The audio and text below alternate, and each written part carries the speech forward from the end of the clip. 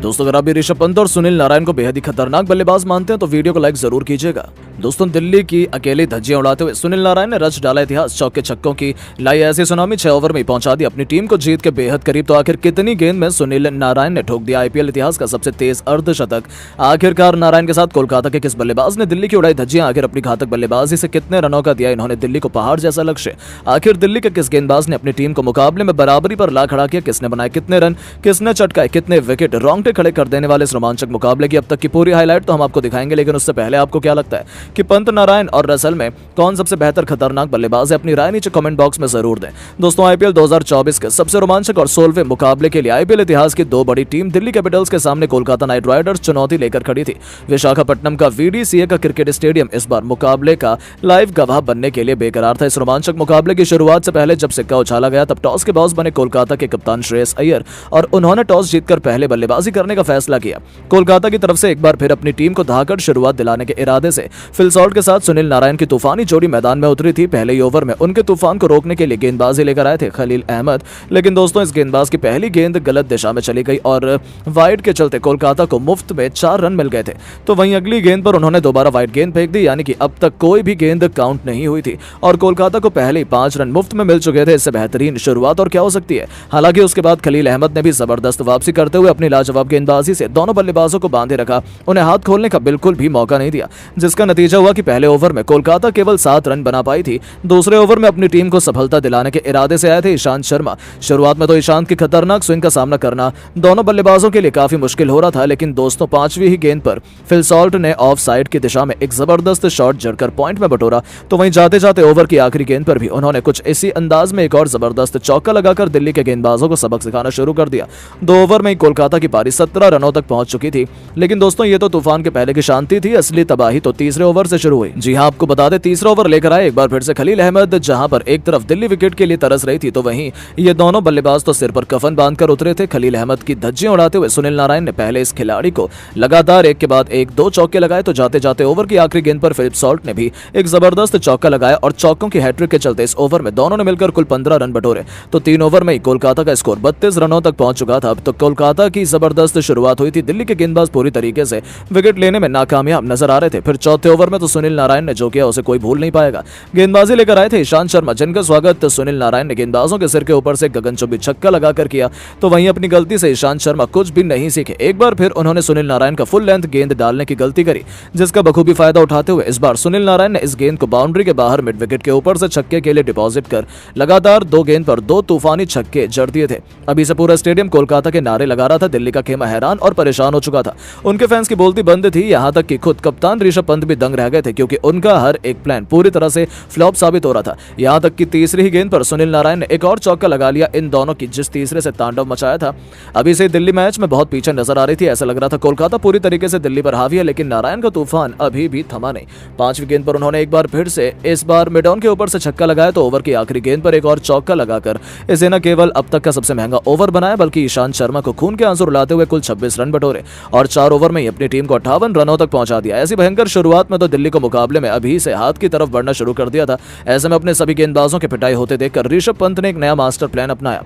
उन्होंने अपने सबसे बड़े और खतरनाक गेंदबाज एनरिक नोकिया को गेंदबाजी में बुलाया, जिनके कंधों पर अपनी टीम को सफलता दिलाने और वापसी करवाने की अहम जिम्मेदारी थी, और इस अफ्रीकी सनसनी ने इस जिम्मेदारी को बखूबी निभाया। उन्होंने अपनी दूसरी ही गेंद पर फिलिप सॉल्ट को फंसा लिया था। हालांकि डेविड वार्नर ने उनका आसान सा कैच छोड़ दिया, जिसके बाद तो दिल्ली का खेमा बेहद मायूस हो गया था। ऐसा लगा था कि गलती उन्हें बहुत भारी पड़ने वाली है, लेकिन दोस्तों वार्नर की गलती को सुधारते हुए नोकिया ने अगली गेंद पर फिल सॉल्ट को दोबारा अपने जाल में फंसाया और इस बार फील्डर ने कोई गलती नहीं की और खतरनाक दिख रहे फिल सॉल्ट 12 गेंद पर 4 चौके की बदौलत 18 रन बनाकर वापस लौटे और आखिरकार दिल्ली की पहली सफलता मिल चुकी थी। हालांकि उनके आउट होने के बाद बल्लेबाजी करने उतरे अंकुरिश रघुवंशी ने आते ही पहली गेंद पर बेहतरीन चौके से अपना खाता खोला, तो 5वीं गेंद पर भी उन्होंने लगातार दूसरा चौका जड़ा और अपनी टीम को 5 ओवर में 70 रनों तक पहुंचा दिया। ऐसा लगा था कि पहले विकेट के बाद तो दिल्ली मैच में वापसी आ जाएगी, लेकिन दोस्तों सुनील नारायण के इरादे तो कुछ और ही थे। वो तो अकेले ही दिल्ली के गेंदबाजों का करियर तबाह करने पर तुले हुए थे। 6वें ओवर में इस बार उन्होंने राशिद सलाम को निशाना बनाया। पावर प्ले का आखिरी ओवर लेकर आए इस युवा गेंदबाज की सुनील नारायण ने बेहद बेरहमी से पिटाई की। दूसरी गेंद पर चौका लगाया, तो तीसरी गेंद पर स्टेडियम पर एक जबरदस्त छक्का लगाया। 5वीं गेंद पर एक बार फिर से उन्होंने चौका लगाया, जिसने तो रसिक से लेकर पूरे स्टेडियम में हक्का बक्का कर दिया। तो जाते जाते ओवर की तीसरी गेंद पर उन्होंने एक और जबरदस्त चौका लगाया और इस ओवर में भी 18 रन बटोर डाले। इसी के साथ सुनील नारायण ने केवल 21 गेंद पर 6 खतरनाक चौके और 4 खौफनाक छक्कों की बदौलत अपना अर्धशतक ठोक डाला था, जिसकी बदौलत 6 ओवर में ही कोलकाता ने लगभग 15 के रन रेट से 88 रन जोड़ लिए थे और दिल्ली को हार का मुंह देखना पड़ा था। इतनी भयंकर बल्लेबाजी तो शायद अब तक नहीं देखी गई थी। 7 ओवर में कोलकाता ने 93 रन 1 विकेट के नुकसान पर बनाए थे। इसके बाद भी उनकी धाकड़ बल्लेबाजी जारी रही। हालांकि दिल्ली ने भी जबरदस्त वापसी की, लेकिन वेंकटेश, श्रेयस अय्यर, रिंकू और रसल जैसे तूफानी बल्लेबाजों से सजा कोलकाता का बल्लेबाजी क्रम आसानी से 200 रन बनाने का भी दमखम रखता है और यदि ऐसा होगा तो दिल्ली के लिए इस लक्ष्य का पीछा करना तो नामुमकिन साबित हो सकता है। यानी कि कांटे का मुकाबले में एक बार फिर रोमांच की सारी हदें पार होने वाली थी। लेकिन दोस्तों, अब आपको क्या लगता है कि ऋषभ पंत और श्रेयस अय्यर में कौन अपनी टीम को आईपीएल 2024 का चैंपियन बना पाएगा? अपनी राय नीचे कमेंट बॉक्स में जरूर दें। दोस्तों, जैसा कि आपको पता है, बेंगलोर के घरेलू मैदान पर बेंगलोर और लखनऊ के बीच रोमांचक मैच खेला गया, जिसमें बेंगलोर की टीम को हार मिली। इस मैच में लखनऊ की टीम ने टॉस हारकर पहले बल्लेबाजी करते हुए 181 रन 5 विकेट के नुकसान पर 20 ओवर के अंदर बना दिया और इसका पीछा करने के लिए आई बेंगलोर की टीम को 19.4 ओवर में 153 रन पर ऑल आउट कर दिया और मैच को 28 रन से जीत लिया, जहां पर लखनऊ की टीम की जीत के असली हीरो मयंक यादव रहे, जिन्होंने शानदार गेंदबाजी करते हुए 4 ओवर के अंदर मात्र 14 रन दिए तो इन 3 बड़े विकेट के लिए, जिसके चलते उनका लगातार दूसरे मैच में मैन ऑफ द मैच का अवार्ड दिया गया। इस दौरान मयंक यादव ने आईपीएल 2024 की सबसे तेज गेंद इस मैच के अंदर 156.8 किलोमीटर प्रति घंटे की रफ्तार से डालकर सभी को प्रभावित किया। ऐसे में उनकी शानदार गेंदबाजी को देखते हुए आईपीएल के तमाम दिग्गजों ने दिल जीत लेने वाला बयान जारी किया, जिसमें हरभजन सिंह ने बयान देते हुए कहा कि लखनऊ की टीम के गेंदबाज मयंक यादव की शानदार गेंदबाजी को देखकर मैं काफी ज्यादा खुश हूं। जिस प्रकार से इस गेंदबाज ने शानदार गेंदबाजी करते हुए सभी को काफी ज्यादा प्रभावित किया है, वो बताता है कि इस खिलाड़ी के अंदर कुछ न कुछ काबिलियत मौजूद है। इस खिलाड़ी ने जिस प्रकार से अपनी शानदार गेंदबाजी के जरिए विरोधी टीम की नाक में दम कर रखा, उसके बाद तो अंदाजा लगाया जा सकता है कि इस खिलाड़ी की भारतीय टीम के अंदर एंट्री पक्की हो चुकी है। इसके अलावा उन्होंने आगे बयान देते हुए कहा कि इस खिलाड़ी ने आईपीएल की सबसे तेज गेंद डाली और बता दिया कि सिर्फ एक मैच में बेहतर प्रदर्शन करने वाले खिलाड़ी नहीं है, बल्कि कंसिस्टेंट तेज गेंदबाज हैं।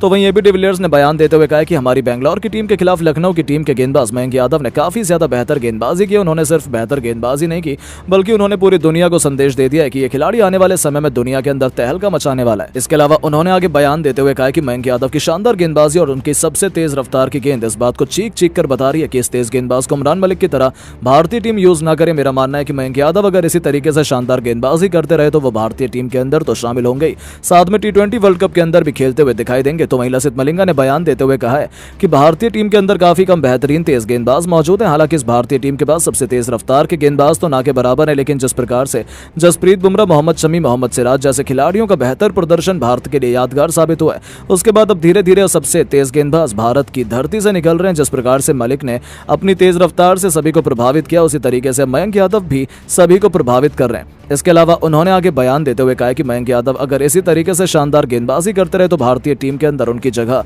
T20 वर्ल्ड कप के साथ अब बन सकती है। तो वहीं सुरेश रैना ने बयान देते हुए कहा कि आईपीएल ने कई बड़े बड़े खिलाड़ियों को दुनिया के सामने उजागर किया है, तो वहीं कुछ युवा खिलाड़ियों को भी पूरी दुनिया के सामने प्रस्तुत कर दिया है। उन्हें अब एक और खिलाड़ी मयंक यादव के रूप में शामिल हो चुका है। इस खिलाड़ी ने अपनी शानदार गेंदबाजी के जरिए पूरी दुनिया को बता दिया कि यह खिलाड़ी आने वाले समय में भारत ही नहीं दुनिया का सबसे खतरनाक तेज गेंदबाज बन सकता है। इसके अलावा उन्होंने आगे बयान देते हुए कहा है कि मयंक यादव ने अपनी रफ्तार से भरी गेंदबाजी से सभी को हैरान कर दिया और सिर्फ सभी को प्रभावित ही नहीं किया, बल्कि अपनी कंसिस्टेंसी के साथ बताया है कि यह खिलाड़ी एक दो नहीं बल्कि लगातार कई मैच में जीत दिला सकता है टीम को। तो दोस्तों, आपको क्या लगता है, मयंक यादव को भारतीय टीम के अंदर जल्द से जल्द शामिल कर लेना चाहिए या नहीं? अपनी राय नीचे कमेंट बॉक्स में जरूर दें। दोस्तों, जैसा कि आपको पता है, बेंगलोर और लखनऊ के बीच खेले गए रोमांचक मैच में लखनऊ की टीम को 28 रन से जीत मिली। इस मैच में लखनऊ ने टॉस हारकर पहले बल्लेबाजी करते हुए क्विंटन डिकॉक के 81 और निकोलस पूरन के नाबाद 40 रन के दम पर 181 रन 5 विकेट के नुकसान पर 20 ओवर में बनाए और इसका बचाव करते हुए बेंगलोर को 19.4 ओवर में 153 रन पर ऑल आउट कर दिया। इस दौरान मयंक यादव ने सर्वाधिक 3 विकेट लिए, तो वहीं नवीन उल हक को 2 विकेट मिले,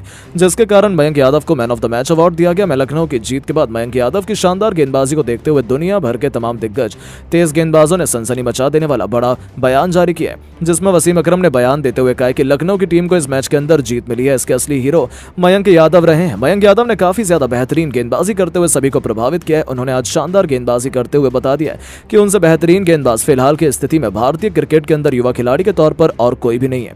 इसके अलावा उन्होंने आगे बयान देते हुए कहा है कि मयंक यादव ने अपनी शानदार गेंदबाजी से पिछले मैच में तो पहले मैच के अंदर ही सभी को प्रभावित किया, लेकिन मैच में उन्होंने शानदार गेंदबाजी करते हुए यह भी स्पष्ट कर दिया कि वो सिर्फ तेज गेंदबाजी नहीं करते बल्कि कंसिस्टेंसी के साथ टीम को जीत दिलाने का भी कार्य कर सकते हैं। तो वहीं ब्रैटली ने बयान देते हुए कहा कि लखनऊ की टीम को मयंक यादव की शानदार गेंदबाजी के जरिए इस मैच में जीत मिली है। बेंगलोर की टीम के पास काफी ज्यादा बेहतर बल्लेबाज मौजूद हैं, लेकिन जिस प्रकार से इस मैच के अंदर मयंक यादव ने एक बार फिर से शानदार गेंदबाजी करते हुए सभी को प्रभावित किया है, वो बताता है कि यह खिलाड़ी कितना ज्यादा बेहतरीन गेंदबाज बन चुका है।